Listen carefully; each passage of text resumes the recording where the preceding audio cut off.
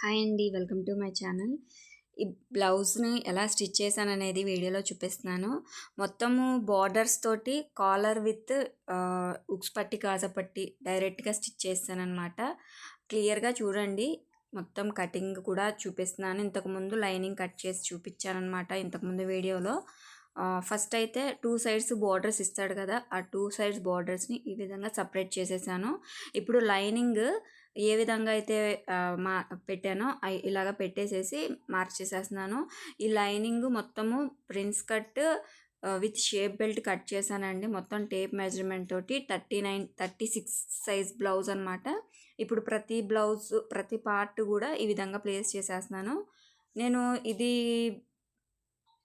కుట్టడం ఒకటి ఎక్స్పెరిమెంట్ అనే చెప్పాలి, ఎందుకంటే వస్తుందో రాదా అని చెప్పేసేసి కుడుతున్నాను. ఇది ఎప్పుడో బ్లౌజ్ అనమాట. అక్కడైతే బ్లౌజ్ పీస్ కూడా చూసినట్టయితే పాడైపోయింది. ఎవరో పెడుతూ ఉంటారు కదా ఫంక్షన్స్కి వాటికి, అలాగొచ్చిన బ్లౌజ్ పీస్ అనమాట ఇది.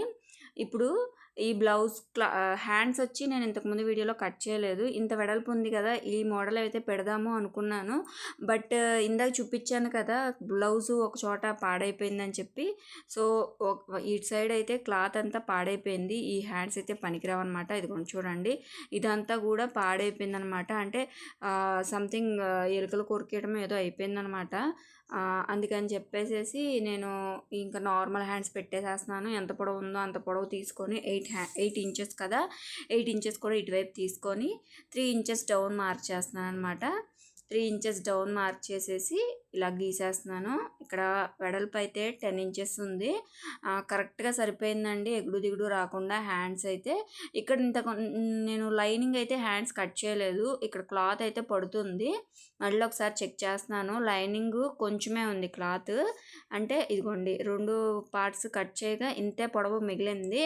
సో ఇక్కడ 1 సైడ్ వచ్చే విధంగా పెట్టేసేసి అటాచ్మెంట్ కింద ఇలా బార్డర్ వేస్తాం కదా అనుకుని ఎట్లా అయితే అట్లాగా ఫస్ట్ కట్ చేసేసాను అనమాట. పైన అయితే కరెక్ట్గా ఉండేటట్టు గీసేసి ఇలాగా రౌండ్ గీసేసి కట్ చేసేసాను. కింద వైపు అయితే లాస్ట్లో నేను ఈ గ్రీన్ క్లాతే నేను అటాచ్ చేసి స్టిచ్ చేశాను, అది కూడా చూపిస్తాను. ఫస్ట్ ఈ విధంగా దీని ప్రకారం కట్ చేసేస్తున్నాను. నేను హ్యాండ్స్ కటింగ్ అంతకుముందు దీనికి ముందు వీడియోలో పార్ట్ 1లో చూపించలేదు కాబట్టి ఇక్కడ నేను కట్ చేస్తున్నాను. ఇక్కడ హ్యాండ్ లోత్ అయితే రెండిటికి కలిపి ఒకేసారి కట్ చేసేస్తున్నాను. ఫ్రంట్ పార్ట్కి హ్యాండ్స్, మెయిన్ ఫ్యాబ్రిక్, లైనింగ్ 2 కూడాను. ఈ కింద వైపు అనేది స్ట్రైట్ పీసే కాబట్టి జాయింట్ అటాచ్ చేస్తాను. ఇదండి హ్యాండ్స్ కటింగ్. ఇదిగోండి ఈ పార్ట్ అనేది ఈ విధంగా జాయింట్స్ అయితే చేస్తాను. ఇప్పుడు స్టిచ్చింగ్లోకి వెళ్తున్నాను. ఇప్పుడు ఫస్ట్ అయితే నేను లైనింగ్, మెయిన్ ఫ్యాబ్రిక్ అటాచ్ చేస్తున్నాను. బ్యాక్ పార్ట్ మొత్తము కూడా ఫస్ట్ అటాచ్ చేసేస్తున్నాను అనమాట. అటాచ్ చేసేసి డార్స్ వేసి షేప్ బెల్ట్ నడుము బట్టి వేస్తున్నాను అనమాట. ఇదిగో చుట్టూ అయితే అటాచ్ చేశాను. ఇక్కడ డార్స్ అయితే వేస్తున్నాను. కరెక్ట్గా ఈ విధంగా ఫోల్డ్ చేస్తే అటు ఇటు ఫోల్డింగ్ మార్క్ అయితే పడుతుంది కదా, దాని మీద 4 ఇంచెస్ ఉండే విధంగా ఈ విధంగా మార్క్ చేస్తాను. ఇక్కడ 1/2 ఇంచ్ అనేది ఇక్కడ కుట్టులోకి వెళ్తుంది కదండి నడుము పట్టి వేసినప్పుడు, అందుకని పైకి మార్క్ చేశాను అనమాట. ఇప్పుడు దీని ప్రకారం డార్స్ అయితే వేసేస్తున్నాను. ఈ విధంగాను వేసేసినాక నడుం బెల్ట్ వేసేసుకోవాలి. నడుం బెల్ట్ కూడా 1 సైడ్ ఆల్రెడీ జాయింట్ చేసి క్లాత్ అయితే రెడీ చేసి పక్కన పెట్టాను, దాన్ని అటాచ్ చేసేస్తున్నాను. ఇదిగోండి ఇక్కడైతే కంప్లీట్ అయిపోయింది. అటాచ్ చేసేసాక దీన్ని పక్కన పెట్టేసేద్దాం. ఇప్పుడు ఫ్రంట్ పార్ట్స్ వచ్చేసేసి షేప్ బెల్ట్ కదా, ఇప్పుడు ఏ పార్ట్కి ఆ పార్ట్ సపరేట్ చేసేసుకొని first main fabric, lining attach చేసేసుకోవాలి. ఈ విధంగా ఎదురు బొదురు పెట్టేసేసి ఈ సైడ్ పార్ట్స్ అనమాట ఇలాగ మొత్తం అటాచ్ చేసేసిన తర్వాత జాయింట్ చేసేయడమే. ఇదిగోండి ఫస్ట్ అయితే ఎదురు బుదురు పెట్టుకోవాలి. నాకైతే ఒక్క క్షణం అర్థం కాలేదు, ఏంటి ఇది ఎంత పొడవు వచ్చేసిందని చెప్పేసి. వీ నెక్ 10 ఇంచెస్ పెట్టాను కదా, అందుకని అనమాట ఇంత పెద్దగా నెక్ కనిపిస్తుంది. ఇప్పుడు ఈ సైడ్ ముక్కలు కూడా జాగ్రత్తగా ఎట్లా పెట్టాలో చూసుకోవాలండి, అటు ఇటు కూడాను మనం ఎలా కట్ చేసాము అనేది. ఇదిగోండి ఈ విధంగా అయితే కట్ చేశాను కదా, అందుకని చెప్పి కొంచెం చూసి పెట్టుకోవాలి. నేను కన్ఫ్యూజ్ అయ్యాను కానీ కరెక్ట్గానే పెట్టి అటాచ్ చేశాను అనమాట. మామూలు ప్రిన్స్ కట్ అనేది ఒకలా ఉంది, ఇది షేప్ బెల్ట్ వేసేది చిన్న పీసెస్ వచ్చేసరికల్లా కొంచెం అటు ఇటు అనిపించింది అనమాట. సరిపోతుందా, ఇది ఎక్కువ అవుతుందా అనిపించింది, కానీ కరెక్ట్గానే వచ్చిందండి. ఈ ప్రిన్స్ కట్ ఇక్కడ మనం కట్ చేసిన పీస్ ఇక్కడ జాయిన్ చేసినప్పుడు ఎంతో కొంత హాఫ్ ఇంచో పావించో ఎగుడు దిగుడు అనేది కంపల్సరీ వస్తుంది. ఇప్పుడు ఇక్కడ మెయిన్ ఫ్యాబ్రిక్ ఎక్సెస్ కట్ చేసేస్తున్నాను. ఇదండి ఇప్పుడు షేప్ బెల్ట్ అనేది అటాచ్ చేస్తున్నాను. డబల్ స్టిచ్ వేసాను, షేప్ బెల్ట్ అటాచ్ చేస్తున్నాను. ఇప్పుడు మెయిన్ ఫ్యాబ్రిక్ పైన పెట్టుకోవాలి ఈ విధంగా అనమాట. ఇప్పుడు దీని మీద ఈ విధంగా ఉల్టా మెయిన్ ఫ్యాబ్రిక్ పెట్టేసేసుకొని దీని మీద షేప్ బెల్ట్ లైనింగ్ పెట్టుకొని ఇంకొక క్లాత్ అనేది యాడ్ చేసుకోవాలి కదా షేప్ బెల్ట్కి ఎప్పుడు కూడాను. దానికోసం నేను ఈ క్లాత్ అనేది కట్ చేశాను అనమాట. నా దగ్గర ఈ పీసెస్ ప్రతి ఒక్కరి దగ్గర ఉంటాయండి, వేరే బ్లౌజ్కి మిగిలిన పీసెస్ ఏదో లేదా వేస్ట్ క్లాత్ ఏదన్నా.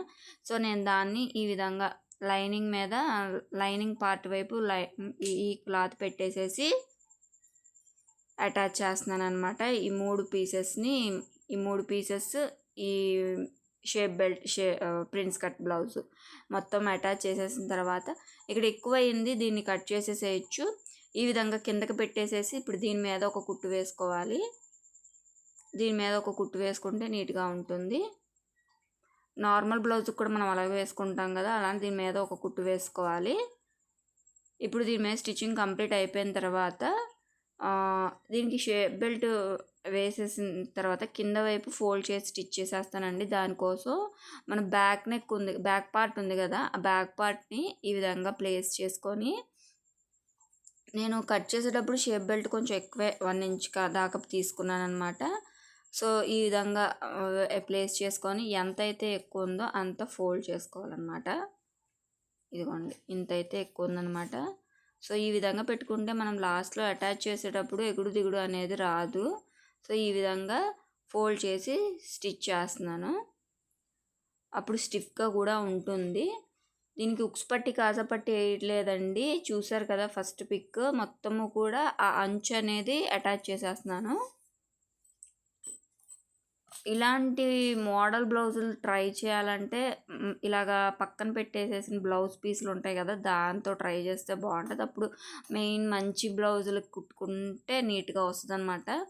ఇది ఓన్లీ ట్రయల్ మాత్రమే, ఎందుకంటే ఇట్లాంటి బ్లౌజ్ పీసెస్ మన ఇళ్ళలో ఉంటాయి కదా, పెట్టుబడి ముక్కలు, దాంతో నేను ట్రై చేస్తున్నాను అనమాట.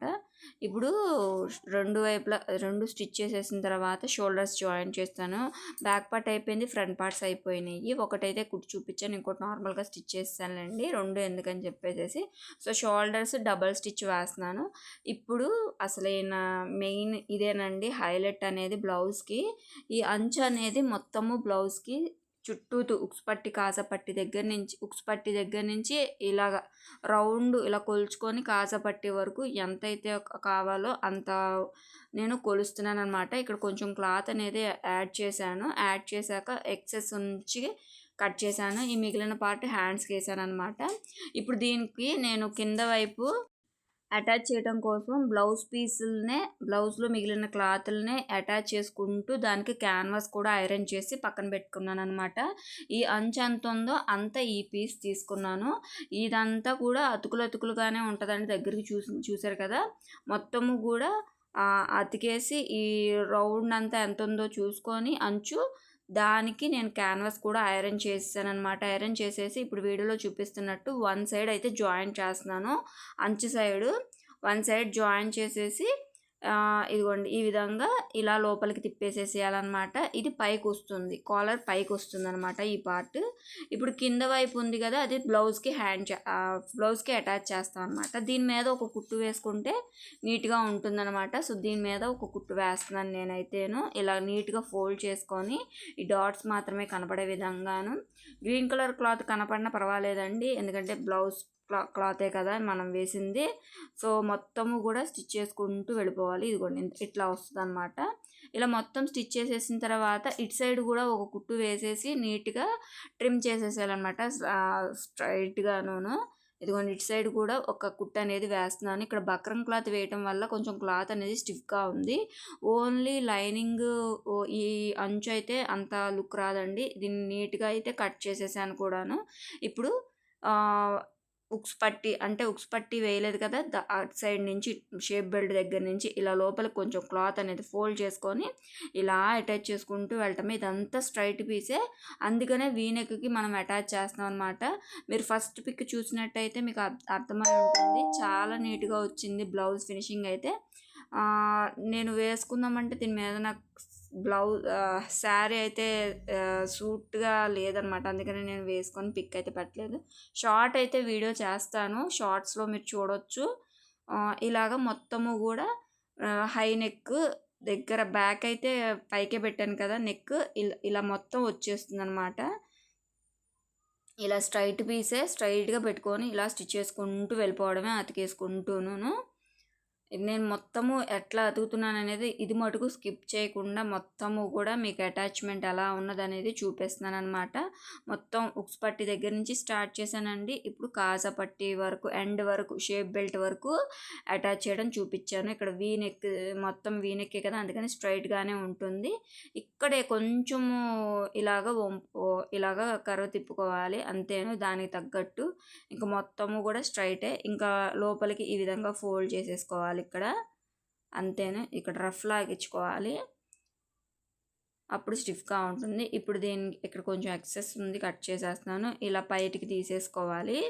ఇలా రివర్స్ తీసేసుకొని ఇప్పుడు దీని మీద నుంచి ఇక్కడ పైకి లేకుండా ఇక్కడ కుట్టేస్తున్నాను అనమాట. అటు ఇటు కూడాను లోపలికి ఫోల్డ్ చేసాం కదా. ఇప్పుడు ఈ విధంగా పెట్టేసేసుకొని దీని మీద ఒక కుట్టు వేసుకోవాలి. అప్పుడు కొంచెం పైకి లేకుండా ఉంటుంది అనమాట. ఇక్కడ లోపల వైపుకి అలాగ స్టిఫ్గా ఉంటుంది కదండి, అందుకని ఇలా తిప్పి దీని మీద ఒక స్టిచ్ అనేది వేసుకోవాలన్నమాట. ఇక్కడ నేను ఒక హ్యాండ్ అయితే జాయింట్ చేసి సైడ్ కూడా అటాచ్మెంట్ చేసానమాట. అది ఈ విధంగా అయితే ఉందన్నమాట. ఈ హ్యాండ్కి నేను మొత్తము కూడా లోపల వైపు ఇక్కడ చూడండి, ఇది కాలర్ కుట్టినాక ఈ విధంగా లుక్ అయితే ఉందన్నమాట. ఇప్పుడు ఈ హ్యాండ్ ఎలా అటాచ్ చేస్తున్నానో చూపిస్తున్నాను. ఫస్ట్ అయితే ఈ హ్యాండ్ చూడండి, నేను lining main fabric first attach చేసేసాను అనమాట ఈ విధంగాను. ఇప్పుడు ఈ ఉన్న క్లాత్ నేను ఈ విధంగా మిడిల్లోకి ప్లేస్ చేసుకొని పైన అంచు అనేది అటాచ్ చేస్తున్నాను. ఇదైతే మిగిలింది కదా, అందుకని కరెక్ట్గా హ్యాండ్ రౌండ్కి వస్తుంది. ఎందుకు వేస్ట్ చేయడం అన్నట్టు ఈ విధంగా ఫోల్డ్ చేసేసి పైన అయితే ఇలాగా అటాచ్ చేసేస్తాను అనమాట హ్యాండ్కి. ఇది లోపల వైపు నేను ఇంతకుముందు చూపించాను కదా, లైనింగ్ అటాచ్ చేశాను, క్లాత్లు అయితే అడ్జస్ట్ చేశాను అనమాట. అడ్జస్ట్ చేసేసి ఇది మొత్తము కూడా కుట్టడం వచ్చే ఉంటుంది. సో ఇలా ఈ లైనింగ్ మెయిన్ ఫ్యాబ్రిక్ అటాచ్ చేసేస్తాం కదా, అటాచ్ చేసేసాక దాని మీద నేను ఇలా ఈ లేస్ అయితే అంచు అయితే ఇలా అటాచ్ చేశాను అనమాట. ఇప్పుడు కరెక్ట్గా హాఫ్కి ఫోల్డ్ చేసుకొని ఫ్రంట్ పార్ట్కి లోతు వచ్చే విధంగా అరేంజ్ చేసుకొని ఈ షోల్డర్ మిడ్ పాయింట్ దగ్గర నుంచి ఇక్కడ ఈ ఫోల్డింగ్ దగ్గర పెట్టుకొని వన్ సైడ్ జాయింట్ చేసుకోవాలి. చూడండి కరెక్ట్గా అయితే వచ్చిందనమాట. ఎగుడు దిగుడు రాకుండా హ్యాండ్ అయితే ఇప్పుడు ఒక సైడ్ అటాచ్ చేసేసిన తర్వాత ఇంకొక సైడ్ అయితే అటాచ్ చేసుకోవాలి. డబల్ స్టిచ్ అనేది వేసుకోవాలండి, అప్పుడే మీకు నీట్గా ఉంటుంది బ్లౌజ్ హ్యాండ్ అనేది.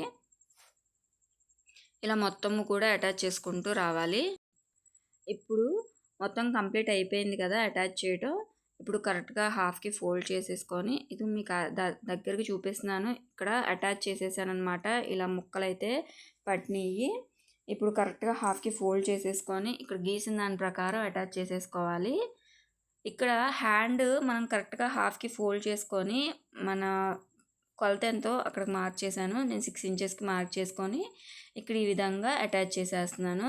ఇక్కడ మీకు ఎగుడు దిగుడుగా ఉందని అనుకోవచ్చు, బట్ ఇక్కడ హ్యాండ్ కరెక్ట్గా ఫోల్డ్ చేస్తే ఈ విధంగా వచ్చింది కాబట్టి నేను దాని ప్రకారమే కుట్టేసేస్తున్నాను. పెద్దగా డిఫరెన్స్ అనేది ఏమీ లేదండి.